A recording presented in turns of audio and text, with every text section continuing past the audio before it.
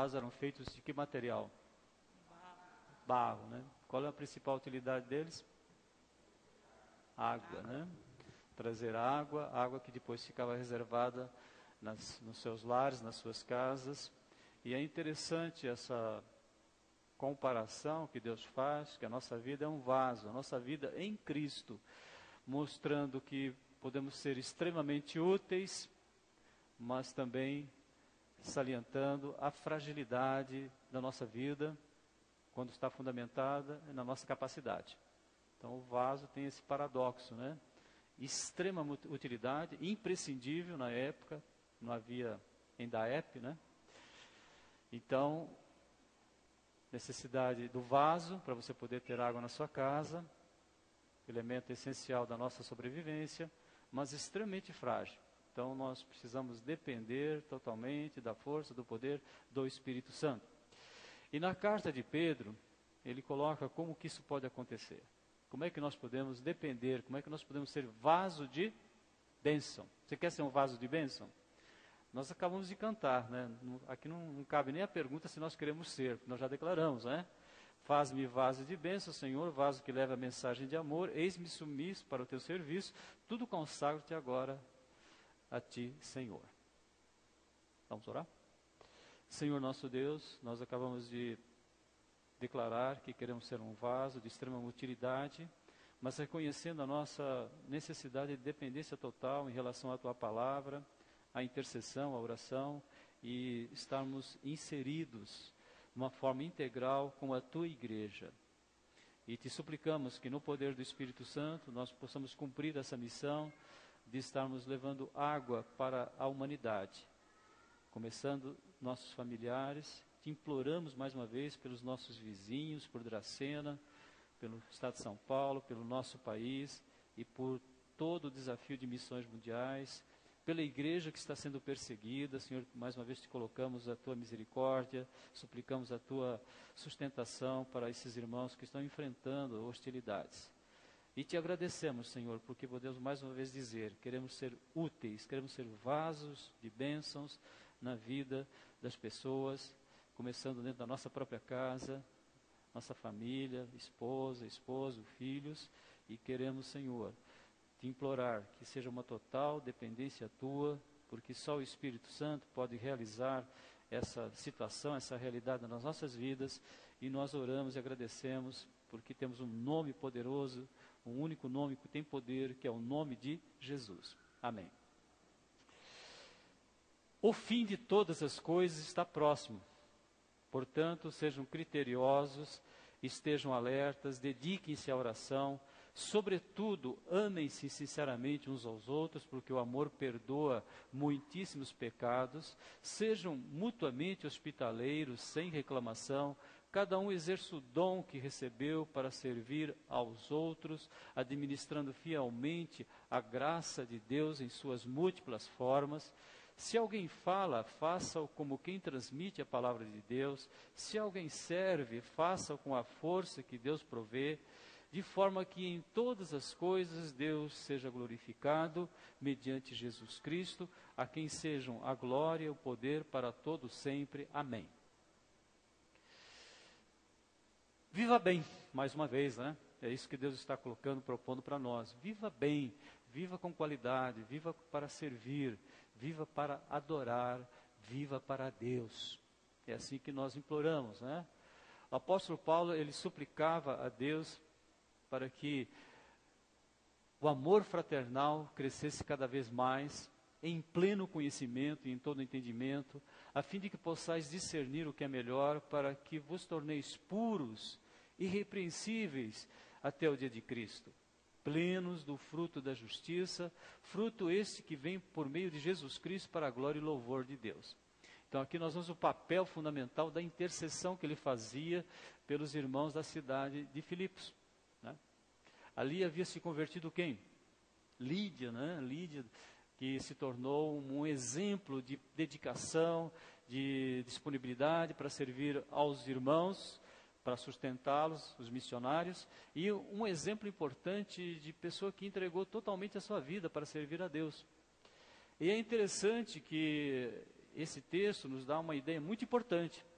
porque o escritor Lucas diz assim, que Deus abriu o coração de Lídia. Isso é interessante, né? É importante. É importante para nós falarmos do nome de Jesus para as pessoas, porque quem abre o coração é Deus. Isso é muito bom, né? Saber que não somos nós que abrimos os corações das pessoas. Ali, o carcereiro de Filipos, né, se converteu ele e sua família. Então, o evangelho chegou àquela cidade e fez uma mudança. Então, qual é o primeiro resultado da presença do evangelho? Transformação, mudanças. Então, nós agradecemos a Deus porque a nossa vida foi transformada, a nossa vida foi mudada. Então, houve uma reestruturação espiritual. Reestruturação, mais do que isso, nascemos de novo, né? Então, Deus pegou a nossa vida e praticamente fez com que nós morrêssemos para aquilo que nós éramos. Na verdade, nós já estávamos mortos, não é? Mas a Bíblia usa a expressão, você morre para aquilo que você era, você morre para aquilo que você tinha, você morre para aquilo que você achava que você tinha capacidade, e agora você vai viver uma vida diferente. Então, houve uma morte, estávamos mortos nos nossos delitos, agora morremos para a nossa capacidade pessoal. Por isso que nós cantamos hoje, nós somos vasos, não é? Mas agora fomos libertos da lei, havendo morrido para aquilo que nos aprisionava. Então, tudo aquilo que corrompia a nossa vida, tudo aquilo que dominava os nossos pensamentos, os nossos sentimentos, agora morreu. Mas agora fostes libertos da lei, havendo morrido para aquilo que nos aprisionava, para servirmos de acordo com a nova ministração do Espírito, conforme a velha forma, e não conforme a velha forma da lei. Então agora, eu faço a vontade de Deus, não porque a lei manda, porque eu não consigo cumprir o mandamento da lei, mas eu faço pelo poder do Espírito Santo. Antes, eu era dominado pelas obras da carne. Agora, eu sou controlado pelo Espírito Santo para produzir o fruto do Espírito. Então, é isso que Pedro agora está nos ensinando. E ele diz assim, esse pouco tempo que nós temos pela frente, então, a partir de hoje, dia 15, né? Dia 15 de março.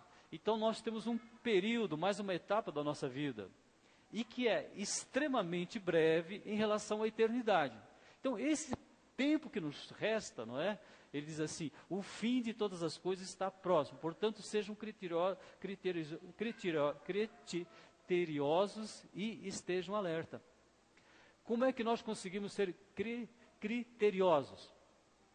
A gente nunca usa essa palavra, né? Criteriosos. Como é que a gente consegue? Como é que você consegue estar sempre vigilando? Aí entra o papel da palavra, né? É o papel da palavra que os judeus precisavam escrever nas portas, eles precisavam ter sempre algumas imagens para poder enfrentar o dia a dia. E aí entra o papel do conhecimento, mas você tem que estar em contato com o conhecimento. Não basta apenas você falar, está na minha memória, tem que estar escrito, né?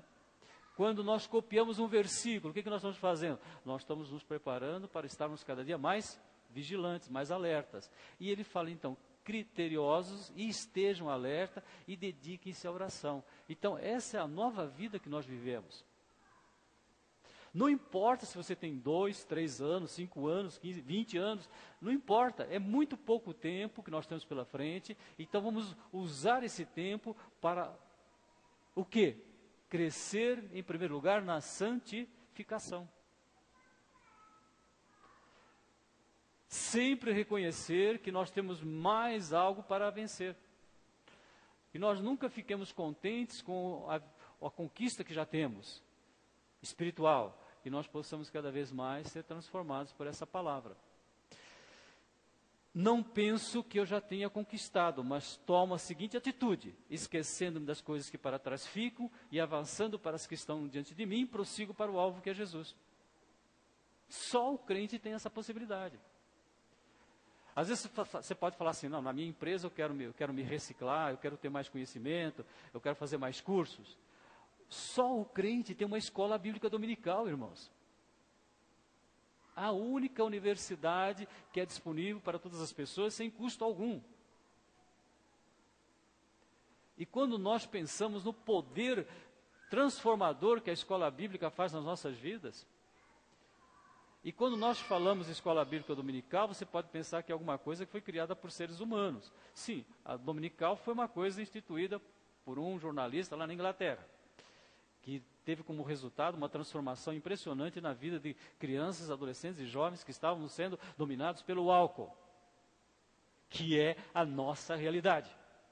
Vocês sabiam que um dos maiores desafios que nós temos é o álcool? Aí é claro que tem maconha, tem cocaína, tem crack, tem mil coisas aí, tem a dependência eletrônica que está sendo assustadora também. Mas a Inglaterra venceu o álcool entre crianças, adolescentes e jovens, e é claro, os adultos também, através da escola bíblica dominical. As crianças vinham para estudar a Bíblia e ali elas eram transformadas em pessoas que conseguiam resistir. O trabalho infantil, elas trabalhavam durante a semana, né? Começou a escravidão infantil naquela época, indústria têxtil, vocês sabem disso, e eles usavam esse recurso para se embriagar. Então, esse é o poder transformador da palavra, ele transforma as nossas vidas e faz com que a gente possa então viver uma vida sempre feliz na presença do Senhor, né? Se vocês já ressuscitaram com Cristo, procurem as coisas que são do alto. Cristo está sentado à direita de Deus. Mantenham os pensamentos nas coisas do alto. Troquem os pensamentos que vocês têm pelos pensamentos de Deus. Quem fala isso? Além de Moisés. Os meus pensamentos não são os vossos pensamentos? Isaías, né? 55. 700 anos, 2.700 anos atrás, já estava dizendo para você, quer viver bem? Deixe Deus trocar os pensamentos de vocês. Mas onde é que eu tenho fonte para receber esses pensamentos? O conhecimento da palavra. Todo dia que nós não lemos a Bíblia, você pode ter certeza que vai ser um dia difícil. Às vezes nós estamos tão preocupados com atividade física, com uma vida mais tranquila, né? Procurar ter uma vida tranquila e emocional, mas o primeiro passo é espiritual. Mantenha o pensamento nas coisas do alto e não nas coisas terrenas, pois vocês morreram e agora a sua vida está escondida com Cristo em Deus. Quando Cristo, que é a sua vida, for manifestado, então vocês também serão manifestados com Ele em glória. Irmãos, hoje 2 vezes nós estamos vendo que nós estamos mortos para os delitos, para os nossos pecados, né? Já Deus nos conquistou, e estamos mortos para aquela vida que a gente tinha antes. E isso é importante para dia 15 de março de 2015. Amém? Você não quer que Deus faça isso? Nós não temos nada melhor para fazer, irmãos, do que crescer na palavra, que crescer na santificação, não é? Assim como o povo escolhido de Deus, santo e amado, revestivos de um coração pleno de compaixão. Esses dias nós temos visto, né? Até, não sei que dia que foi que nós comentamos, foi domingo passado, né? Esvazie o seu guarda-roupa, irmãos. O que você não usa, mande, né? Esvazie às vezes até a sua despensa, às vezes tem coisas lá que você não vai comer. Vocês sabiam? Esvazie o seu egoísmo de querer que todas as atenções estejam para você. Não, todo mundo tem que estar voltado, centrado em mim, não é? Minha esposa, meus filhos. Não, faça o contrário. Faça com que a sua esposa seja o centro das suas atenções. Os seus filhos sejam um investimento maior da sua vida. Por quê? Porque nós agora temos um coração pleno de compaixão. É fácil? Não é fácil. Bondade. A palavra bondade está mais relacionada com retidão. Nós usamos bondade para fazer, quando fazemos o bem, mas no original a bondade tem mais a ver com uma vida mais íntegra, mais honesta, mais livre da corrupção que o mundo nos faz. No trabalho, pedir para Deus para a gente ser mais honesto, mais fiel. Não é que nós queremos, vamos dizer que vamos ser perfeitos, mas nós temos condições de ter um avanço através do poder do Espírito Santo. Você ser um melhor funcionário, um melhor cidadão, né? Humildade, mansidão, paciência, zelai uns pelos outros, né? Novamente compaixão. Perdoai-vos mutuamente, caso alguém tenha algum protesto contra o outro, assim como o Senhor vos perdoou, assim também procedei. Quando você faz uma retrospectiva do que Deus fez na sua vida, você fala, eu tenho que perdoar todo mundo. Ah, mas pastor, eu não fiz tanta coisa errada não. Mas você já pensou? Quem que não pensou coisa que não devia? Quem que não pensou, às vezes, em tirar a vida de alguém? Quem não pensou, às vezes, em deixar alguém lá para baixo? De se vingar? Que vingar não é só matar, né? Quem não aborreceu alguém já? Fez questão de aborrecer? A Bíblia diz que quem aborrece o irmão, o que ele é? Homicida. Então, quando você pensa no que Deus perdoou, irmãos, você fala, tem que perdoar todo mundo, né? Tenho que perdoar. Claro que existem situações terríveis, e para exercer o perdão, só um milagre de Deus, mas o perdão sempre é um milagre de Deus em qualquer nível que você possa dimensioná-lo, né? Acima de tudo, revestivos do amor, que é o vínculo da perfeição. Então nós vemos duas ações importantes da nossa vida transformada, nossa vida que nós estamos vivendo o fim dos tempos, para mim, para você, é um fim. Quantos anos você tem de expectativa? Né? Se Deus abençoar, que você continue vivendo. É pouco tempo, perto da eternidade. É como a Bíblia diz, é um vapor que aparece e desvanece. E aí ele coloca o segundo aspecto. Primeiro, Deus transformou a minha vida. Segundo, Ele vai me fazer um vaso. Ele vai fazer com que eu tenha uma vida útil. Qual o primeiro aspecto que ele coloca? Hospitalidade. Hospital vem de hospitalidade? Provavelmente vem, né? Está relacionado. E o que hospital é? É um lugar de tratamento. Então, o que a hospitalidade faz conosco? Faz com que nós possamos ser tratados. Principalmente do egoísmo. Então, quando você hospeda alguém, não é só hospedar na sua rede social, né? Quando você cuida de alguém de alguma forma, é uma hospitalidade que você está fazendo. Quando nós oramos pelas pessoas de coração, querendo que elas sejam melhoradas, com que elas tenham seus sofrimentos diminuídos, é uma hospitalidade. Então, quem mora no seu coração? Jesus. Então, nós temos um hóspede perfeito, não é? E ele diz assim, não vos esqueçais de praticar a hospitalidade, pois agindo assim, mesmo sem perceber, alguns acolheram anjos. Quem cuida dos pais, o que ele está fazendo? Hospedando anjos. Quem cuida de um filho deficiente, o que ele está fazendo? Hospedando um anjo. Né? E Deus é maravilhoso. Né? Foi ou não foi, João e Lígia? Foi uma bênção, né? Quanto que aquele menino ensinou para esse casal e para nós como igreja, né? Para os filhos também, né? Me lembro que eles cuidavam do menino. Hospitalidade. Hospitalidade é interessante. O primeiro aspecto que Pedro coloca para nós, na verdade, o Espírito Santo está colocando para nós. Hospede, né? O que é hospedar? É cuidar, é tratar bem, é suprir as necessidades espirituais, emocionais, tristeza, desânimo, você supre. Solidão.